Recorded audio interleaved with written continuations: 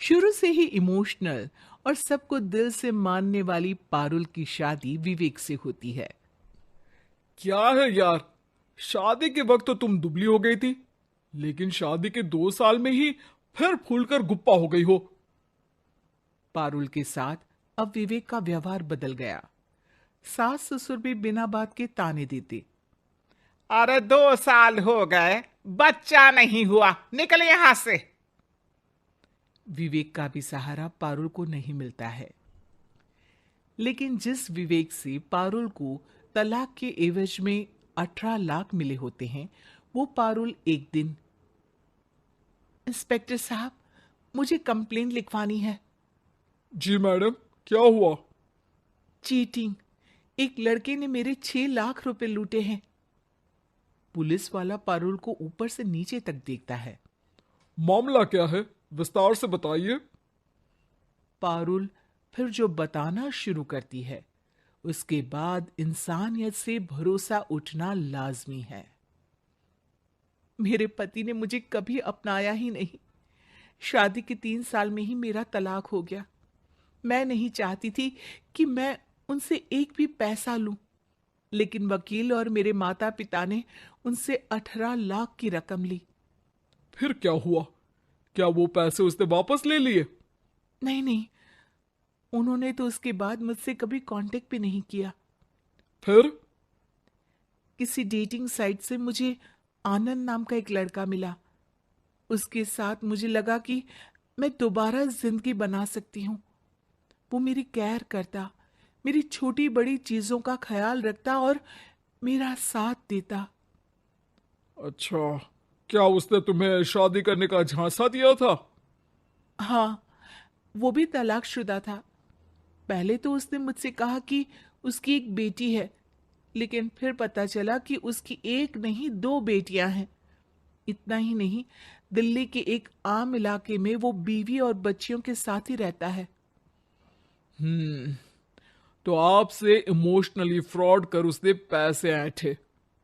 जी, अब मेरे पास कुछ नहीं है, ना पैसे ना वो। मैं बस किसी भी हालत में अपने पैसे वापस चाहती हूँ, जो मेरे बुरे वक्त में मेरे काम आ सकते हैं। ठीक है।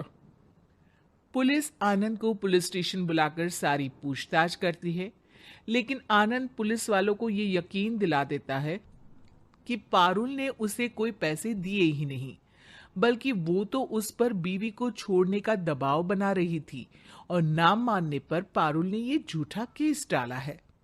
क्या मैडम, फोकट में पुलिस का वक्त खराब कर रही हैं? कोई शादीशुदा क्यों अपनी बीवी छोड़ेगा? अब आपकी शादी टूटी तो मतलब सबकी तो नहीं टूट सकती ना। पारुल को पुलिस वाले के मुंह से ये बात सुनकर हैरानी होती है। उसे कुछ समझ में नहीं आता कि वो क्या करे। वो अपनी सहेली झनक, जो कि वकील थी, उससे कांटेक्ट करती है। झनक, मैं क्या करूं?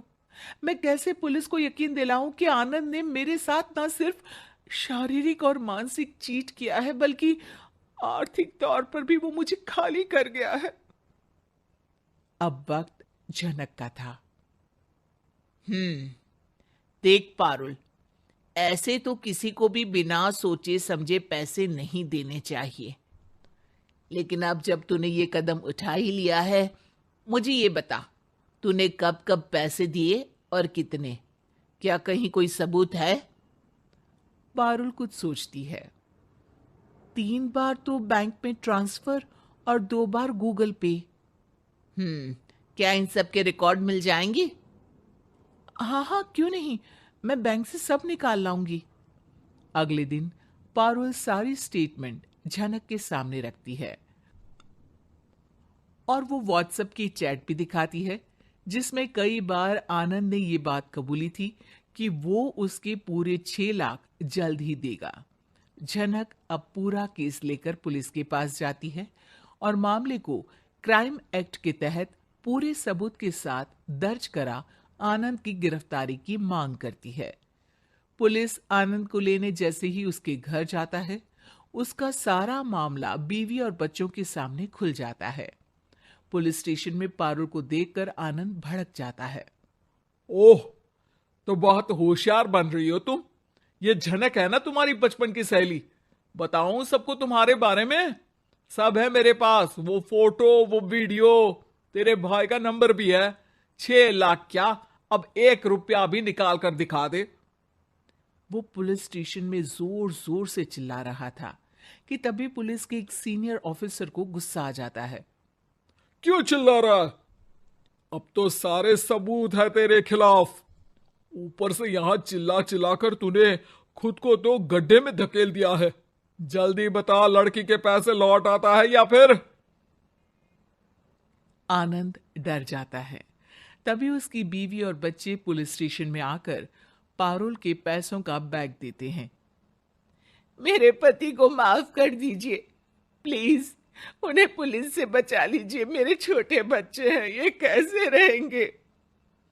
होता भी यही है। पारुल केस वापस ले लेती है, लेकिन उस सबक के साथ कि इमोशनल होकर किसी को भी अपना पैसा नहीं देना चाहिए। झूठ बोलकर रिश्ते कभी ना बनते हैं और ना ही